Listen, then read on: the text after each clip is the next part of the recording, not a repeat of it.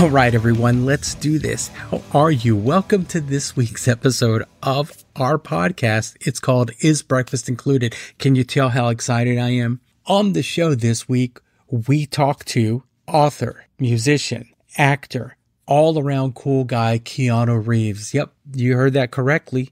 Keanu Reeves. Keanu is currently on tour with the band Dogstar, promoting their Between the Power Lines and Palm Trees album. He stopped by and talked to me and Lisa about gear, in particular, bass gear, the band, how they came back together, started writing songs, booked a tour, and his new book, The Book of Elsewhere, which he collaborated on with science fiction author China Mieville. He answered all our questions. He took time to answer all our questions. He was just an all-around great guy. Plus, he told us what he liked for breakfast. Anyway, I'm not going to give it all away. I'm going to make you listen to the interview. Let's check it out. I feel like an idiot telling you to tell everyone who you are, but tell everyone who you are. Hi, Bernie. Hi, Lisa. And I'm Keanu Reeves. And what do I say? I don't know. Hi. Yeah. Actor, musician, I guess I'm here. author. I'm here because I play in a band, and I played bass in a band called Dogstar. And Bernie, you and I met on the side of the stage with when you were teching for John Taylor with Duran Duran. Yeah. And I just was tell everyone your life hasn't been the same since, right? It hasn't been the same since, because, the band was looking to get back together and tour. And, I was looking to kind of refresh my equipment, my bass rig and everything. And I wasn't expecting it, but like being on stage and seeing you and Taylor, and you had all of the yummy Galleon Kruger and wireless, and I was basically, you were so generous with your time, because I was like, what's that? And how do you do that? And then you were just like, man, I'll hook you up with, you hooked me up with GK and Forrest Galleon. And I think you helped out with some cases too, right? You helped me with. I remember, I remember Fender. Oh yeah, that's right. I'm sorry. You hooked me up with Billy Siegel at Fender. The immortal Billy Siegel. Yeah, man, he's a legend. And but really, from that moment of meeting you and your kind of steerage and generosity and expertise, really set me on a path with the wonderful equipment that I'm using on the road right now. I ended up getting a GK was it 1200 Fusion S? Yeah. Doing some modern 810s, 410 cabinets. I met with Robert Galleon, which was really cool. Yeah. And they actually they did some custom, because they were like, with the cabinet, is it okay to talk gear talk? Yeah, man. Of course. Totally. That's what we're here for.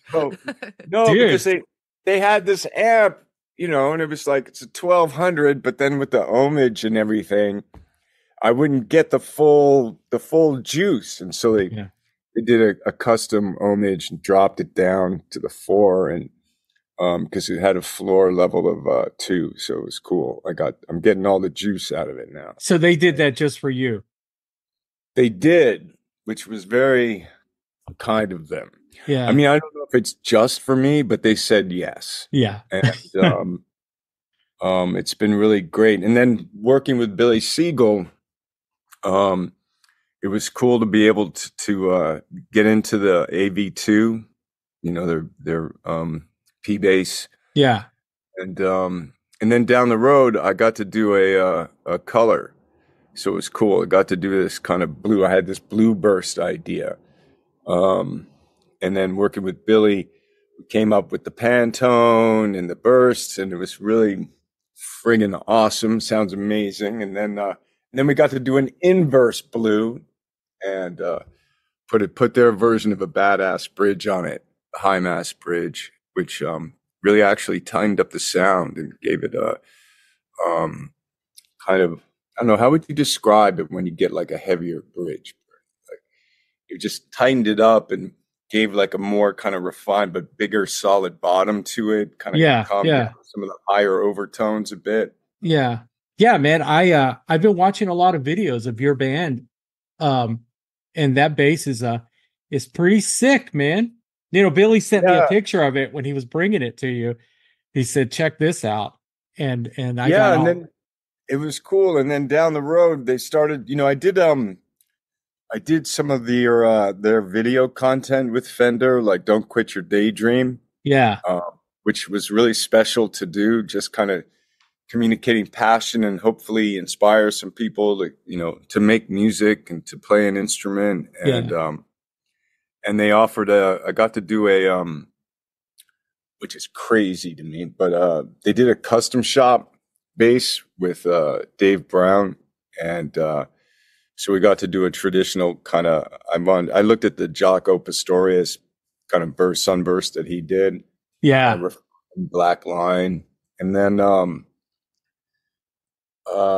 I took it was cool because Dave did the specs. He took the specs off of a 65 P bass that I had, so he kind of custom made the neck. So it's this combination of like the ultra body that they do with a kind of 60s P neck, and then we did a PJ setup.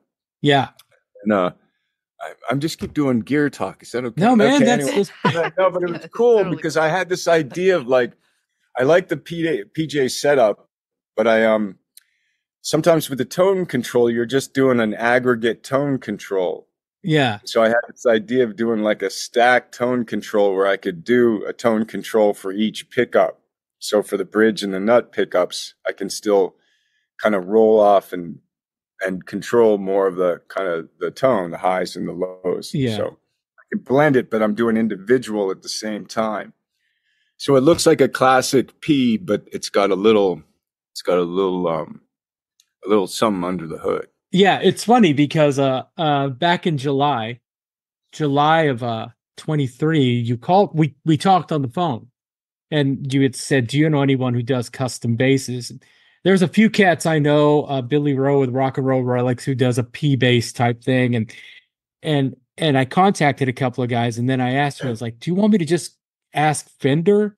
But you had described what you're telling me. They're like, "This is what Yeah. I want," and I was like, "Well, let's just talk to Fender and see if they'll do it." And then here we are, a little over a year later, and you have it, Crazy. right? That's pretty cool. Crazy. Do I you? mean, I'm not a player, but I got passion. So I'm a passionate player, but not a player. But Hey, man, you know what you want, and I know cats who consider themselves players who could who would be lost in this conversation right now. yeah, but not in the important part of making music. Right. How did you first get into music? How did you pick up a bass for the first time? Yeah, I moved to Los Angeles in 1985, and I was 20, and I don't know, that young kid had some things that he wanted to do, and one of them was ride a motorcycle, and then so I learned how to ride a motorcycle, and the other one was I wanted to play bass, and so I just went to the Hollywood Guitar Center to buy a bass. I don't know, and I ended up meeting this guy, and it was basically he's like, "So you want to buy a bass?" And I think I did a guitar bass deal in the parking lot. And I think I got a white Ibanez 4-string with a rosewood neck for I think it was $300. Those And I started playing like a fucking, caveman. And then I ended up having a place that had like a garage that a friend of mine played drums, so he put his drums in there. I put my bass. I had a Marshall amp, and just started playing. I had a friend who played drums. Well, he didn't actually play drums, but he wanted to play drums. So then we started to play. And then he had a friend who moved to LA from New York, and then the three of us played. And then we started to write. And then once you start writing, you're like, let's do a show. Yeah. And so Dogstar was born, I think, in 1991 or two. Yeah. And then we toured for a few years. Got another band member who, Brett Domrose, the drummer's Robert Mailhouse. And then we met Brett about a year in. We're a four-piece for a minute, and then um, went to a three-piece. The original member was Greg Miller. And then on the course of the journeys on the road, some stuff happened and whatever, but we get back to the yeah. Early on in the band's history, you guys had some interesting names. No, I mean, if you're getting that off the interweb, a lot of that's not true. Whatever, I don't even know what you're gonna say, but I mean, when bands go through the name game, it's tough. Man. Yeah. How did you guys settle? How did you guys settle on Dogstar though? The drummer Robert was reading a book called Sexist by Henry Miller, and he saw the word Dogstar. Yeah. And so in the name game fugue, we were like, okay, that sounds good. Yeah. Yeah. So I guess it was a little over a year ago, Bottle Rock, man. It's the first time you guys played live in 20 years, was it? 22 years. Did you guys jam in those years? Did you stay close? Did you or was it a phone call like, hey man, let's get together? Yeah, I mean, we got to a place where I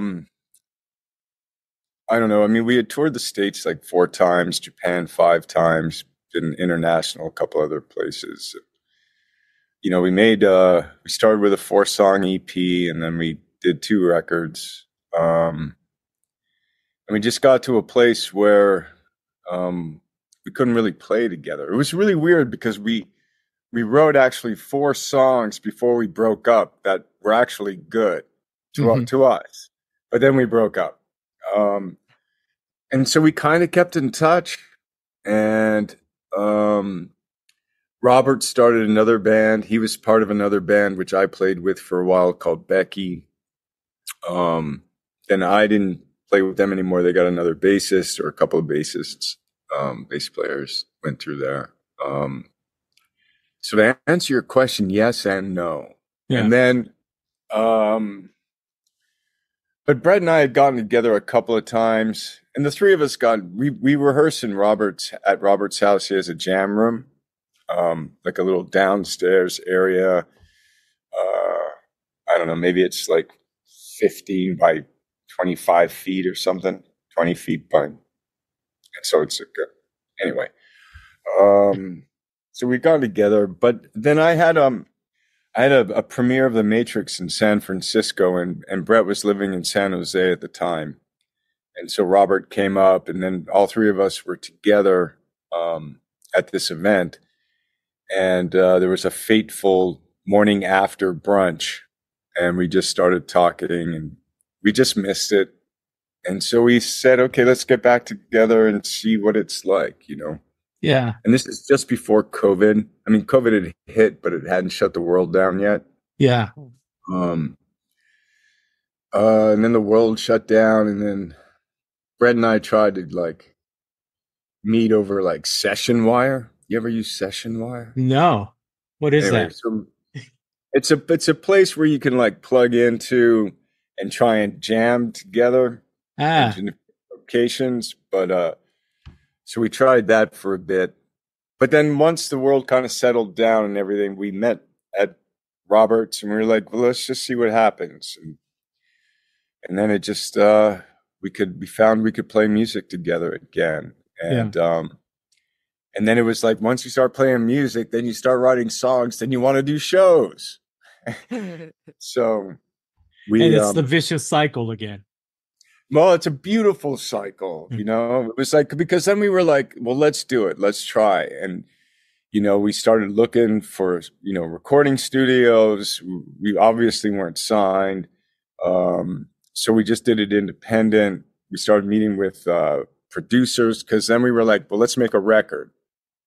Even before the touring, we were like, let's write a record. And so Brett would come down from San Jose, sleep on Robert's couch, or he had a guest room. And so Brett would stay for like 5-6 days at a time. And we did that like 3 different times. And we ended up writing like 14 songs that became the album. Yeah. And then we started looking for studio and producers and stuff. We ended up working with Dave Trumfio at Sound Labs, King Size Sound Labs, and the engineer Rudyard with Ruddy. And yeah. And then we were looking for management. We ended up meeting up with Q Prime. Yeah. And so we just kind of took it independent. Yeah. And then we arrived at Bottle Rock. So Q Prime helped us, our management helped us get a gig. And it was a beautiful way. It was very scary because we didn't know how we'd be received. And, and I remember that day. I remember being in catering and someone saying, "Is that Keanu Reeves?" And I asking myself, "What's that guy doing here?" And then about 30 minutes later, I didn't run into you. We were surrounded by SWAT. Do you remember this? The SWAT team that took the picture with you? Yeah. I was in that. I was not in the picture. That's where I kind of met you. And then I met Brett, and Brett told me like, "Yeah, we recorded this album and, we're going to play it." And I think I don't know if he's still your tour manager, Todd. Yeah. Todd Goldstein. Yeah. He had tour managed, what's Neon Trees when they toured with Duran. And so we started talking about that. Then that led to right before the show, our tour manager coming up saying, "Hey, I'm going to bring Keanu up here, to watch the show." And then we just started nerding out on the gear. Yeah, I was just like, "What is that?" I remember the first question you asked me was like, "Hey, what does that do?" What is that? Yeah. But yeah, man. That I remember watching you guys play. John Taylor is fucking a legend. He's so amazing. His bass lines, they're just so groovy, and his playing. It's just, but no, it was great I was so excited, Bernie, just to be looking at gear and like, I was just like, well, how do we get pro? How do I refresh and update? No. I had when you told me what you were playing out of your GK from the 90s, and I'm like, that's basically what you're playing out of, that weighs 2 pounds now. But it's got like the tube preamp in it, which is a kind of nice little wrinkle. Yeah. Yeah, fateful day, man. Fateful day, a very special day for us and for me. Right on, man. Your album is Between the Power Lines and the Palm Trees. What does that mean? Or is there any meaning behind it? Songwriter came up with the title. He on one of the trips down for writing the album, he ended up not staying at Robert's and got like a Airbnb, and he was looking out in Silver Lake in Los Angeles, and out of the property, there was just all these palm trees and power lines, and he took a photo of it, which ultimately became the album cover.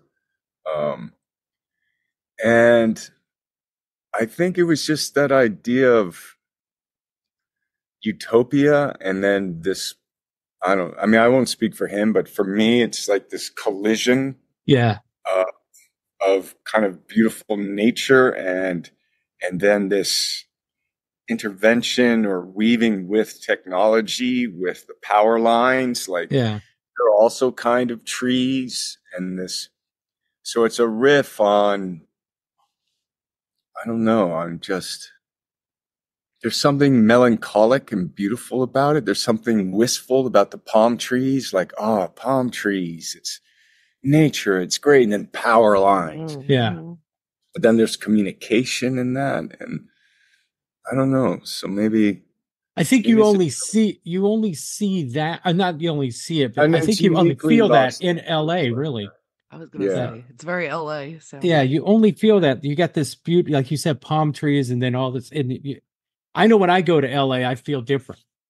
Yeah. Well, we felt like we were making, like when we were writing the songs, the muse was coming in through the windows. We were like, so affected by the air and the light and the environment. And there's just something, I don't know, the power lines and palm trees. It's like, Yeah. Well, it's perfect, man, for the songs. I'm gonna be honest, my favorite song on the whole album is Dillon Street. You know, wow. I play that song over and over again. Glimmer is really good. Mm. It's a lot. He does a lot of cool stuff on his guitar. I'd love to talk to Brett as well. Um, but it's a good album, man, and they're good songs. Yeah, They're- I think of us as like a kind of, I mean, the guys don't really agree with me, but I feel like we're this version of kind of indie folk because Brett just tells stories. All of the songs, the lyrics are all these kinds of stories. And it's always about kind of love or relationship or the dynamics of a relationship.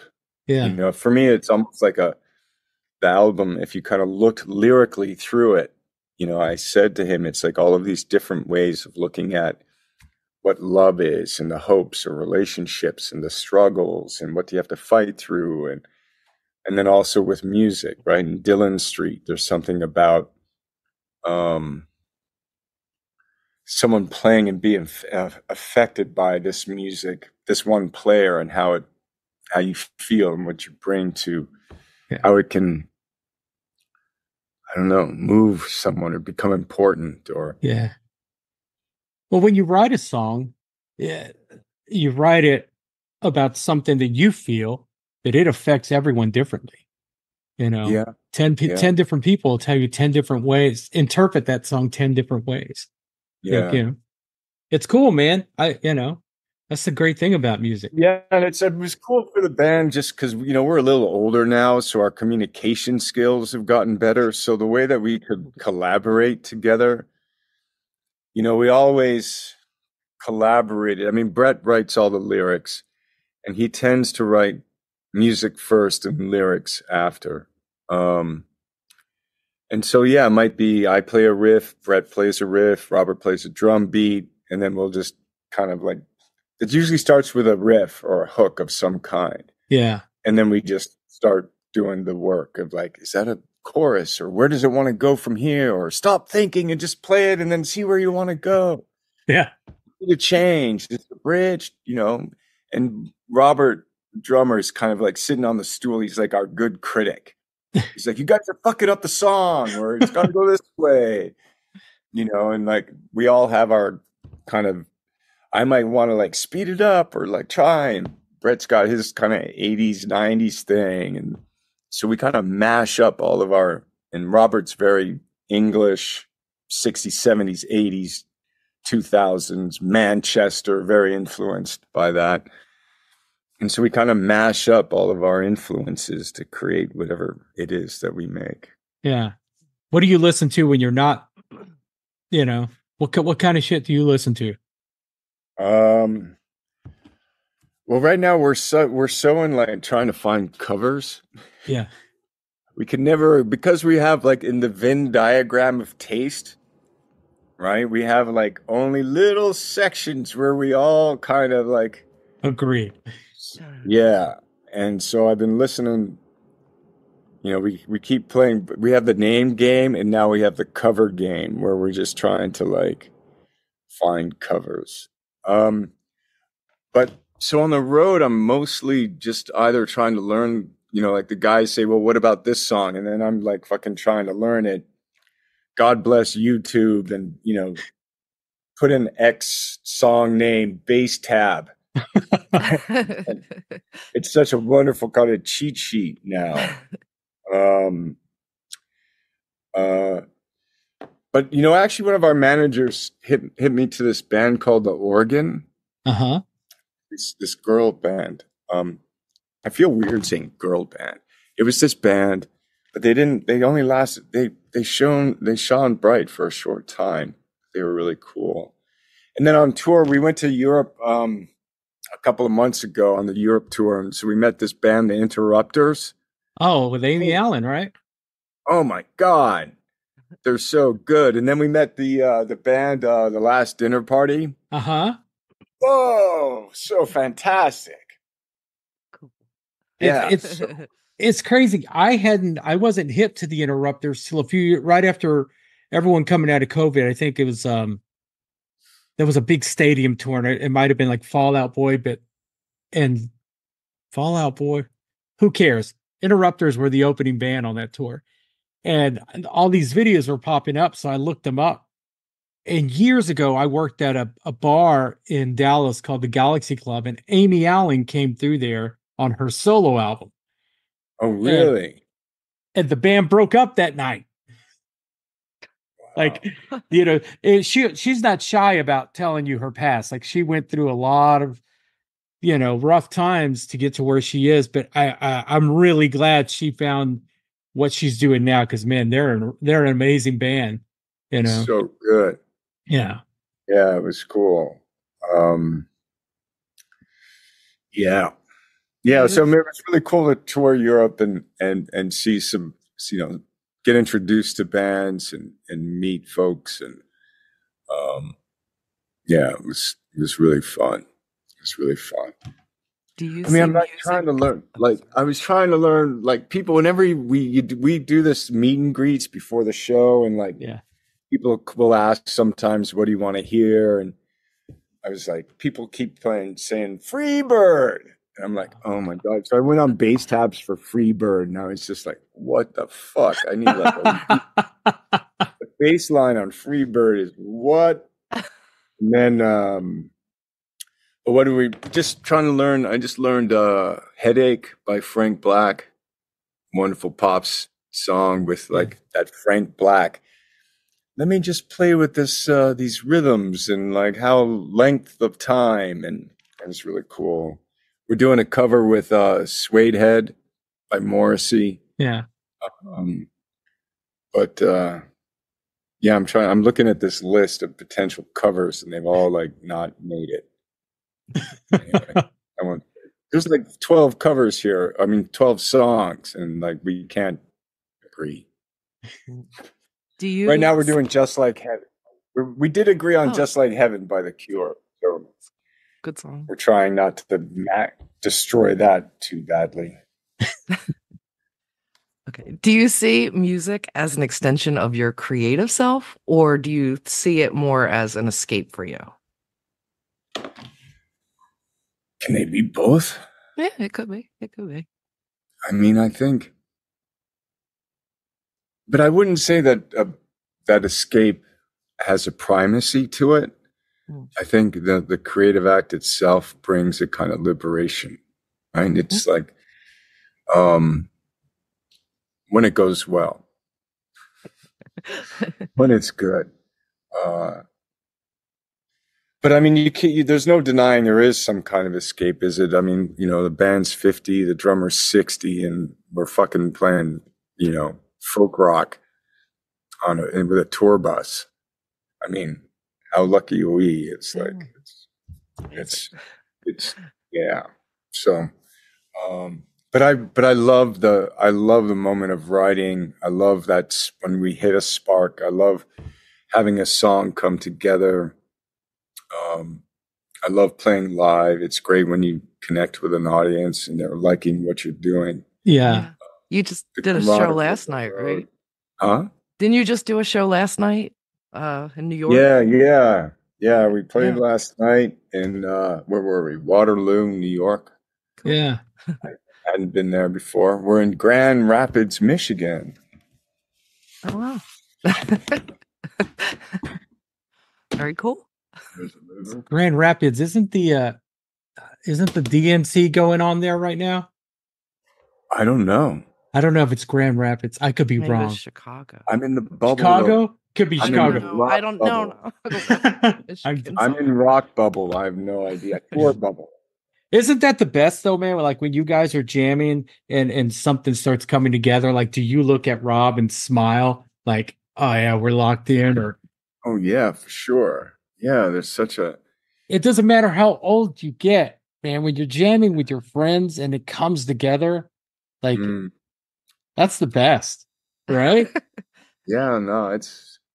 I envy you, man. I envy you because, really? I mean, You guys are doing when you started this a year ago, when you brought it back, not started it, when you brought it back a year ago, did you know that this tour was going to go this long, or did it just keep getting better and better? Yeah, it's getting better. I mean, it was great to start. I mean, we didn't know how we'd be received, and so Yeah. it's nice that a lot of audiences are, especially in the beginning, because the first tour we did, the album hadn't come out, so there was no chance. So we were basically playing songs that no one had ever heard. Yeah. It's hard. Um, but we did the work, and then so we toured. What did we do? We did 2 tours last year of the States, and one little jaunt out to Japan. But on the second US tour in December, the album was out. Not like, we didn't have like a hit and we didn't sell a lot of records, but some people who were following us, bought the album. So, and then this year we're now finding a lot more people have heard the music. And that helps, it's like that connection is, they're hearing things that they know. Yeah. Hopefully like, so they're on your side in a different way. Yeah. And I don't think I answered your question. But did you expect it to go a whole year? I mean, wasn't you yeah. album? Well, no, we just kept going. No, because it was like we started the first tour and then we were like, let's do it again. And then at the end of last year, I was like, let's tour, let's keep going. So yeah, we so the management was like, okay, you just tour in December, but let's go to places you haven't been. Let's not go back to New York City or Chicago. Yeah. Let's go to Grand Rapids, Michigan. Yeah. Or Bethlehem, Pennsylvania, or Totally. and so it's been cool. It's been good. Right on, man. I know I've talked to you a couple of times in this last year. I think I asked you about the podcast and you're like, well, let's do it in the second quarter, which I don't know what that means, man. And you're like, I'm filming a movie here. Then I invited you out to YouTube and you're like, I'll be filming here. So does everything work around everyone's schedule, or is yours the busiest schedule or the most difficult to work around? It is definitely a workaround. I mean, I definitely try to, we were able to last year and this year, we're doing 28 dates and stuff, which is not a lot, as you know. But yeah, it's a workaround.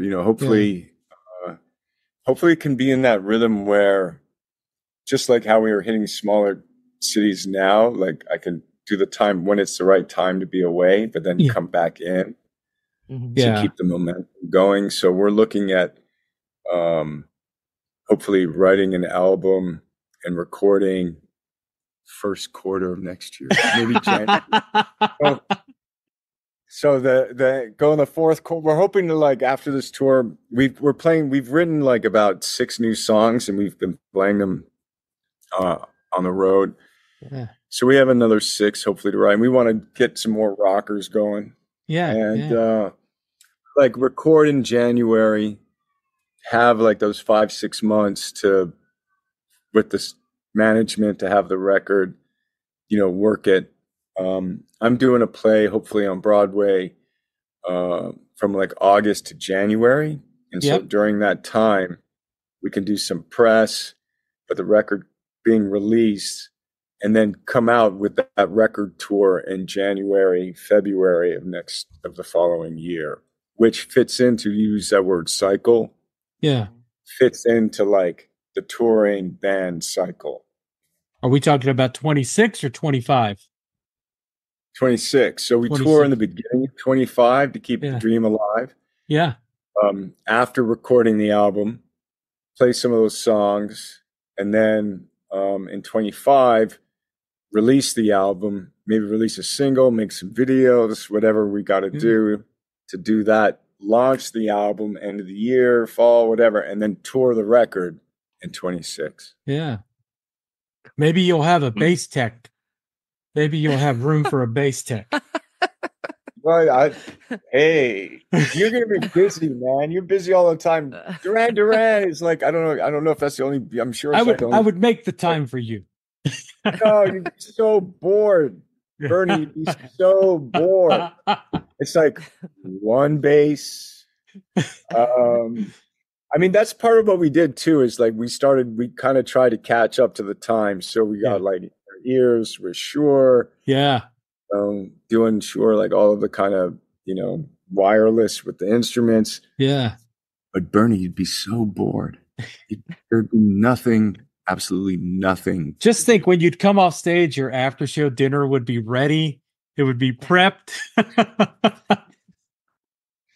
Anyway. So you brought up your Broadway thing, and there was a New York Times article that I was just reading about waiting for Godot that you're planned for next year. And yeah. Hopefully, we have a wonderful director, Jamie Lloyd, and I'm looking to Alex Winter, who I did four films. A little film with a while ago. Yeah. Bill and Ted's Excellent Adventure. We're really good friends, and we had the idea that friendship. Alex grew up on Broadway. He did The King and I when he was a kid. He did one other show, but I mean, he spent like 3, 4, 5 years on Broadway when he was. Okay. Have you ever had interest in Broadway before, or? Well, yeah. I mean, that's a childhood dream. I started acting professionally when I was 16, but I went to a theater school for 1 year, got kicked out. But yeah, that whole thing of Broadway. My stepfather was a Broadway director. So I was around it, but also, you'd read Samuel French, you'd read plays, and it would always be in the Samuel French. It would be the first Broadway production, the cast, and it's like, that's Broadway. And when I was studying, I grew up in Toronto, Canada, HB Studios, acting studios, in Manhattan, auditing, going to Broadway shows, seeing Richard Gere and Bent, was like, holy, I want to do that, and I've always, going to theater school, doing Shakespeare, a lot of Shakespeare, a place called Shakespeare and Company. I've done a couple of, summer program with them. And so I did Hamlet in 96 in Winnipeg, Canada. And when I was growing up, I did a play called Wolf Boy at Theatre Passe Muraille in Toronto in the 80s, early 80s. So I love the theater. And so to answer your question, yes, I'm going to turn 60. To try and do Broadway. And I love that play. And I think the biography of Alex and I can inform the characters and the play in a really good way. Because it's so much about friendship. Yeah. So it doesn't, our biography, I think, will give us a shorthand too on how to work and explore the play. And super cool. So you're saying you're excited? Yeah, I'm excited, and nervous. And actually, today after I hang up with you guys, Alex and I, we're actually going to do a Zoom and do a read through. So we start rehearsal. We're scheduled to start rehearsals next August, a year from now. So we're going to read through the play today. Right on, man. Is this your first read through? We read it together with the director, Jamie Lloyd, last year, in New York City. But we want to we're starting. Yeah, that's cool. We're starting. Oh, I have another question. This is just kind of random, but I saw your interview on Stephen Colbert, and you were talking about if there was an instrument you'd play other than the bass, it would be the cello. Yeah. And then, it gets into Yo-Yo Ma, and I was just wondering, there hasn't been any reach out or offering of No, I've had no Yo-Yo Ma has not reached out. The Colbert I think I should probably I don't think Yo-Yo Ma wants to go now, Keanu. When you're holding the, I was just wondering the cello, work. Just random. Yeah, I just thought it would be cool. Like, I remember hearing this one story. What was it? It was Dave Chappelle was saying that he knew how to play one song on the piano. Okay. I can't remember the song or one piece. It's a jazz piece. And I thought that's a really cool idea. Like, just have one thing in your, Kill it. you know what I mean? Yeah, it's like a piece of music that you love, and then just to be able to play it. And so I'm hoping that I can get the cello. Yeah. Also, one thing not expected, like, yeah, you would expect Dave Chappelle to be good for the brain, maybe. Yeah, you know? Yeah. Learn the cello suite and just do one. And I love, stringed instruments, and so like doing. Yeah. You've got a book, man. The Book of Elsewhere. Yeah. Collaborated on this novel, inspired by the comic book that I did, was part of. It's called The Book of Elsewhere, with a marvelous, amazing author, China Mieville, and it was great to collaborate with him. And so, it's The Book of Elsewhere. I highly recommend it. I've been listening to it on audiobook. I've gone through this phase where I can't focus on anything I'm reading. So I got the audiobook and I've been listening to it every day. It's really, I felt that I would have to, my son, who you met, he's always been into the Berserker graphic novels. And so I had to call him and I go, hey man, kind of put me up to speed on this because I'm going to start listening to this book. And he's like, well, why don't you listen to the book first? And you don't really have to be into the Berserker graphic novels to get it. It's pretty cool, so far. It's some nerd shit. I'm not going to lie. It's some nerd shit, but it's really cool, man. I dig it. So far, Right. I go walking in the morning and it's just, it's like you're speaking my language, man. Oh, well, that's cool. I mean, the author really, China, it's neat because he plays with different perspectives and through time. He has Freud in there meeting this character. The character's 80,000 years old. And so he's been a part of a lot of things in history. So it was cool how he had like the wife's perspective or this other perspective, and you go back into different eras of time. And the doctor's perspective. Are you down right now, or are you going back out, or what are you doing? Man, we're not really doing much right now. They're only doing like little clusters of shows, 7 or 8 shows in a row, not in a row, but 7 or 8 shows over 2 weeks. And then they go down for a month. And then I know we have some shows coming up in October and November. I don't know if you'll be on the East Coast, but they're all East Coast shows. We're doing a big show at Madison Square Garden on Halloween. Wow. Yeah, you should come out, peer around. Is it only Duran Duran, or is there another band? I think it's just them. I think they're just doing evenings for this stuff. But we just got back from Europe. We did Monte Carlo, Dublin, Croatia, Athens. Yeah. I remember several years ago, we went to Basel, Switzerland. We did this private show and you were speaking there. Yeah, I had a book there with Alexandra Grant, the artist and girlfriend, and we had a book coming out. Yeah. Yeah, and I remember going into this show and I'm like, I'm going to meet him. I'm going to meet this cat. And everyone was making fun of me because I was like, we were coming in from Italy. And we had just done the last time we went to Italy. I don't even know why I'm talking about this, but now I have to tell the whole story. We were there in Italy for 2 weeks. We did 5 shows. So we had a lot of time off. This time we went to Italy, we did 8 shows in 10 days. And after the last show, we went to Basel and I was dragging ass. So, but I'd had my world set up and I was telling the video guy and the merch guys like, man, he's got to come early because he's speaking here. They're doing all these rehearsals.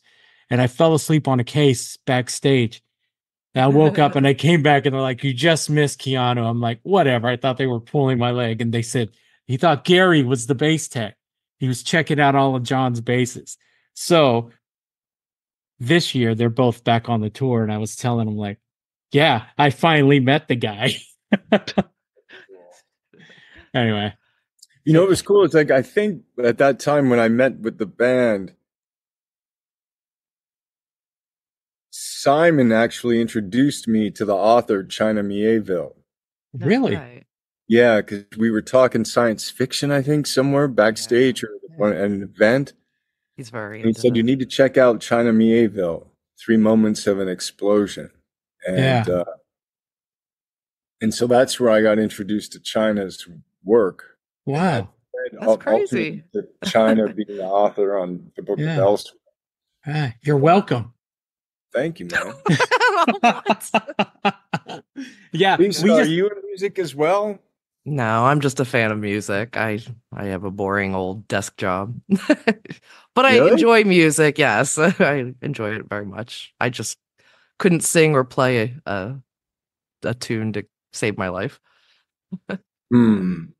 She also handles all the everything having to do with this podcast except for what we're doing now.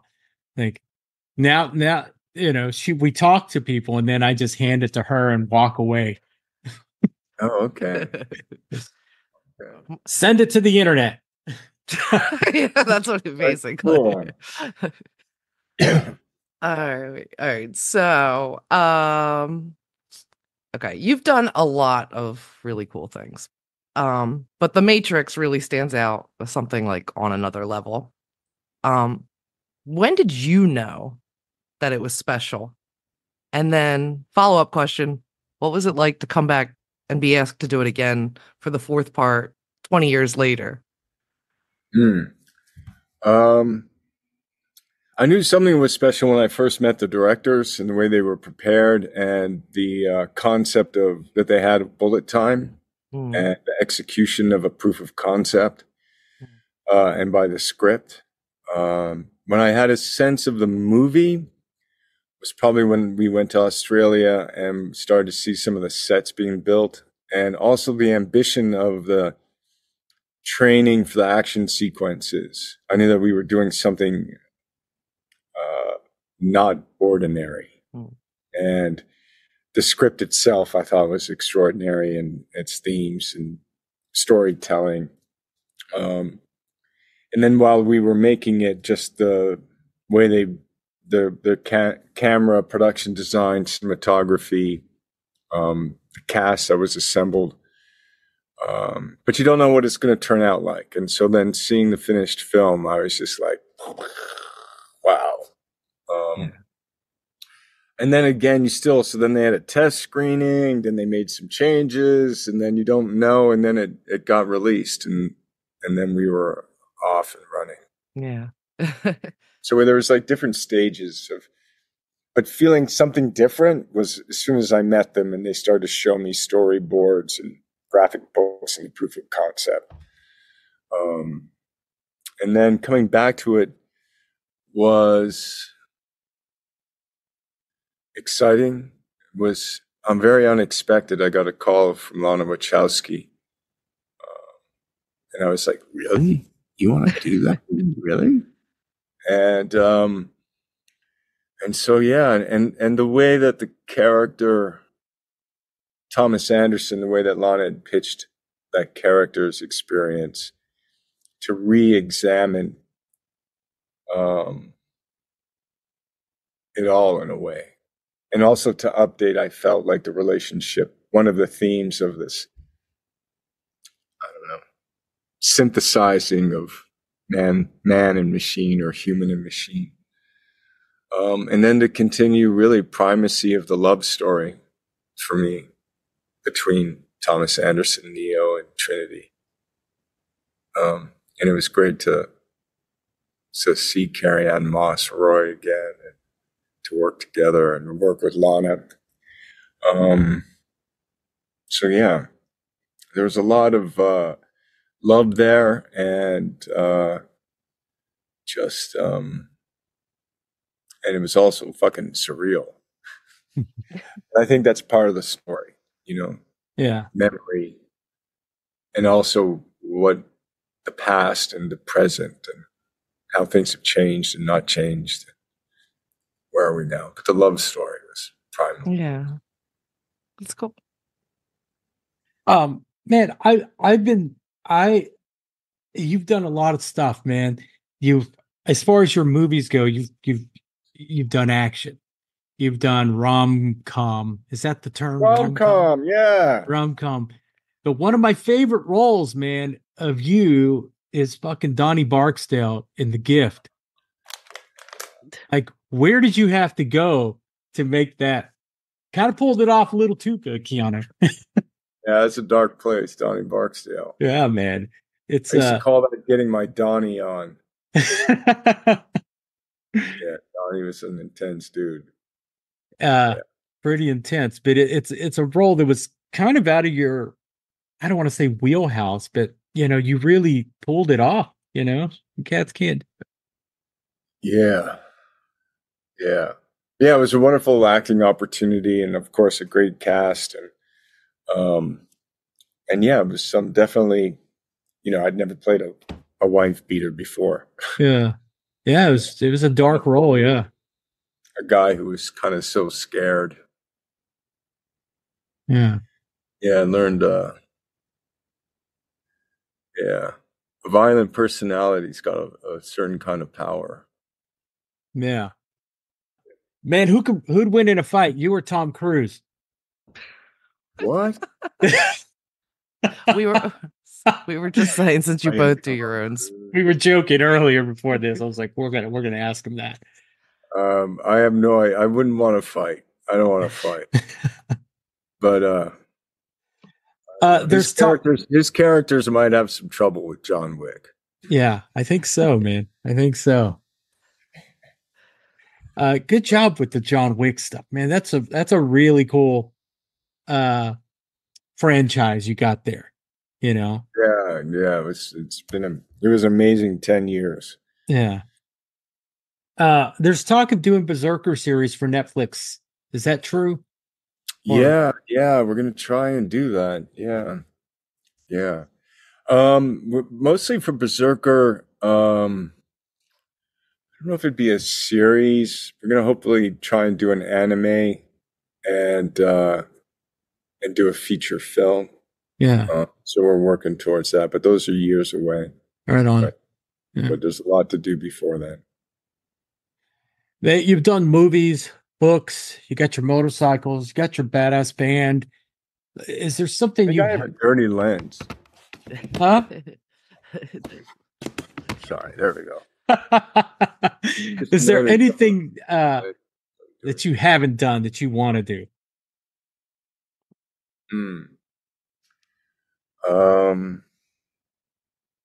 Yeah, I'm interested to see what the future may bring, but I don't have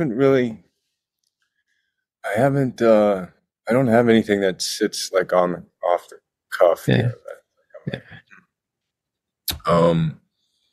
Be cool to travel in space. I don't know. But no, man, I'm just trying to take care of everything, Yeah. Work hard, make some stuff, storytelling. Right on, man. Hopefully people like what I do or are part of. And just Oh,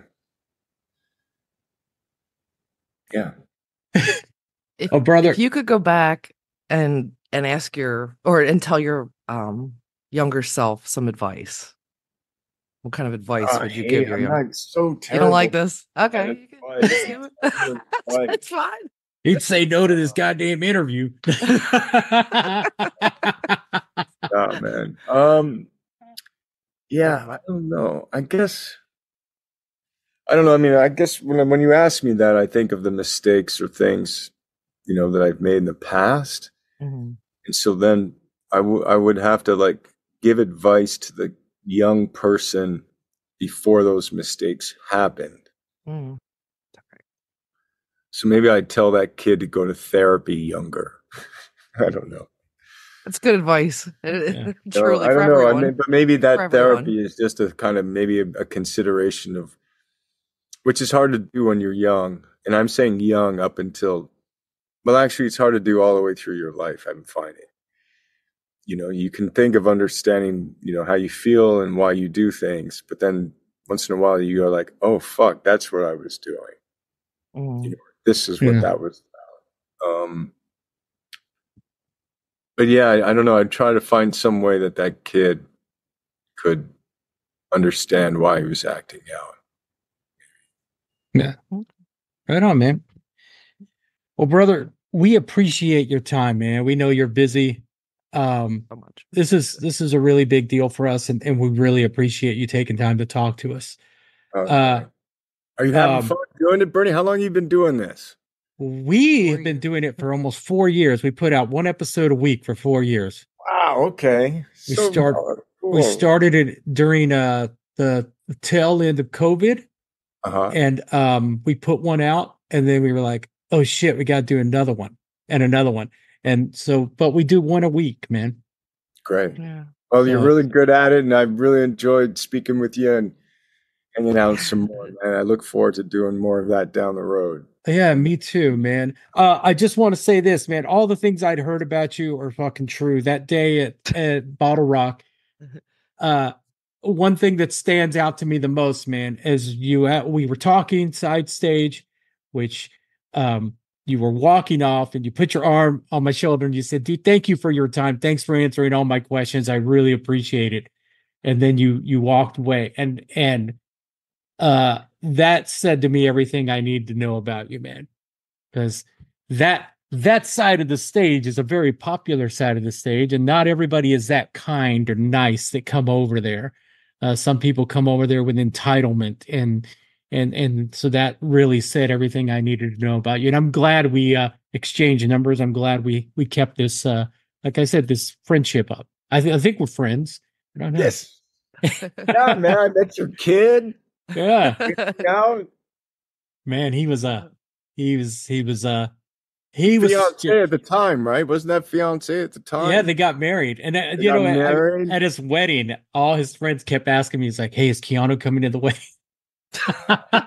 I'm like, what?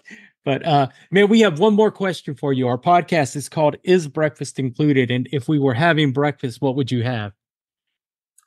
This morning we had a 10-hour bus ride. I kind of just woke up, got out of the bunk. I'm looking for some really, French toast where it's like not too eggy, but a little crispy on the outside, not too thick. Not the bread can't be too thick. Yeah. It's a side of bacon, maple syrup, with some butter. Put that on there with some scrambled egg whites. Let's have a cappuccino. And yeah. Right on, man. That's right up our alley. Yeah. Come on over. With some sliced banana. Oh, okay. Yeah, sliced banana. Put that on the French toast. Bacon, maple syrup, some egg whites, cappuccino. Right on. Right on. Keanu, it's good talking to you, brother. Thank you so much for your time. See you. And hope to see you soon. All right, cheers. Right on. Keanu Reeves. Can you believe that? Who would have thought Keanu Reeves would visit us here at our little old podcast? The band is out on tour right now on their summer vacation tour. You can catch them tonight at Downstream Casino Resort in Quapaw, Oklahoma, Riverwind Casino in Norman, Oklahoma. I've been to that casino and the venue is pretty cool. So if you're in that area, hey, check them out. If not, check their website out. They might come near you. Make sure you pick up their album. Pick up his book anywhere you buy books, The Book of Elsewhere. You can also rent it or order it on like an audiobook. That's what I did. And while you're online, I'm so bad at this. While you're online, check out isbreakfast.com. Make sure you subscribe to our YouTube channel. Follow us on Instagram, wherever you stream podcasts. Make sure you rate and review the show. and buy a shirt. Buy a couple shirts. Anyway, we want to thank Keanu for doing this. I'm done. Have a great day. We'll talk to you next week.